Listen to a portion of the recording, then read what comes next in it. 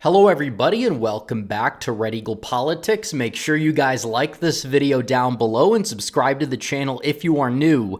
So, this is the 2020 election map on the 2024 election map in terms of electoral votes. Donald Trump would have 235 electoral votes. Joe Biden would have 303, which would be a 3 electoral vote increase for Donald Trump. Now, here's the deal. This is probably Trump's worst case scenario. He is up in the polls in Georgia and Arizona by more than 5 percentage points. Still, you can look at this here. You could go state by state. Arizona, he has a surprisingly commanding lead of 5.2 percentage points. He's close to 50%. And in Georgia, he's just below 50%, and he leads by 4.5%, close to 5 points. Now, looking at this map, he would be at 262 electoral votes and would be in a very good position if he's able to add more to his column. Now, it's true he leads the polls in Wisconsin, Michigan, and Pennsylvania. That is all very true. But still, let's say he were to fall short in them, but he got the state of Nevada, where he leads in the polls by over 3 percentage points. He hopes to be the first Republican presidential candidate to win the Silver State since Bush in 2004. That would put him at 268 electoral votes. A little bit of a problem, despite him flipping 3 states, is that he's 1 electoral vote short of preventing Joe Biden from getting an outright victory. Now, we're going to talk about what happens in a tie. I've done a video on that in the past. I've done several over the years. But the bottom line is that this is a relatively plausible election map, and Republicans would fall short simply because of the fact that Nebraska is not a winner-take-all system. Nebraska is a proportional system within the Electoral College. It does not exactly make sense why that is the case, and it is a state that is controlled by Republicans. Yes, their legislature is nominally nonpartisan, but they just got a supermajority today, actually, because a Democrat switched over to a Republican, which would give Republicans basically full total control of the state with an even bigger mandate to enact changes. And it's a problem because that second district around Omaha is blue, and even if it goes red down ballot with Don Bacon, who's basically a rhino, at the presidential level, it's going to be very difficult for Donald Trump to win that district, especially given trends. Don Bacon himself might not even win it. So what does this exactly entail? It means that things need to change, and things very may well be changing. Governor Jim Pillen from Nebraska came out in support of a legislature bill which would make the state winner-take-all. This is absolutely huge because what would this do? It would give that extra district in Nebraska over to Republicans, and that would mean that Donald Trump would tie Joe Biden in the electoral count. And that means that the House of Representatives, the new House, would decide the election. Now, Republicans currently control 27 state delegations in Congress to the Democrats' 19, and it's very likely they're going to gain delegations instead of losing delegations. If they flip Alaska, which is possible, guess what?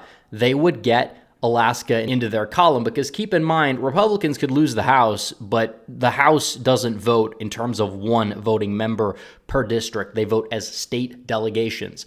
Democrats have 19. Minnesota would not vote because it's tied. Republicans could flip Michigan. There's a couple open seats there. Pennsylvania, if 1 seat flips red, which is possible, well, they would basically get Pennsylvania. If they get a seat in Nevada, which if Trump wins Nevada, they possibly could, well, then Nevada would be a split delegation. They could win more than 1, and they would get the delegation. And in regards to Maine, if they flip Maine's 2nd district in the congressional race there, then they would have Maine be a non-voting state. So Republicans would still have an expanded lead. There'd be no way that Joe Biden would be able to stay in the White House. And because Republicans likely are going to go out there and win the Senate, Republicans likely would have the VP slot be Trump's running mate selection as well.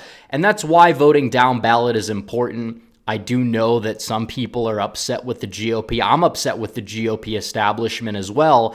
but still, Trump with a Republican Congress is going to be a hell of a lot better than Donald Trump with a Democrat Congress, and that we know. And things like this are partially the reason why, because all these little intricacies, if you have Democrats controlling the House, well, if the election is tied, well, Republicans wouldn't be able to win, but it's very unlikely they'd have enough delegations to give Biden the victory in this scenario.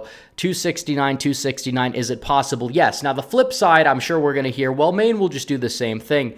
And it's possible they would. I think it'd be a little bit harder for them to do so, and Republicans could technically go out there and petition it into a November referendum to stop the law from being enacted, whereas you can't really do the same thing in Nebraska. So overall, it'd be a lot more difficult for Maine to counter it than for Nebraska to just do it. And it would give Trump a free electoral vote.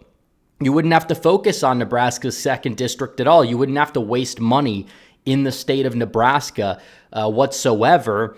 And you're probably going to win Maine's 2nd district, so I wouldn't really waste a whole lot of money on that either. And you possibly could sink Jared Golden in the process, and they're running a much stronger candidate this time. So it's possible, but still, Donald Trump could lose the entire Rust Belt and win the election. That's what would happen if he picks off Georgia, which the polls have him doing. He picks off Arizona, which the polls have him doing, especially with RFK Jr. in the mix. He's also on the ballot in Nevada, taking more votes from Biden than he's taking for Trump.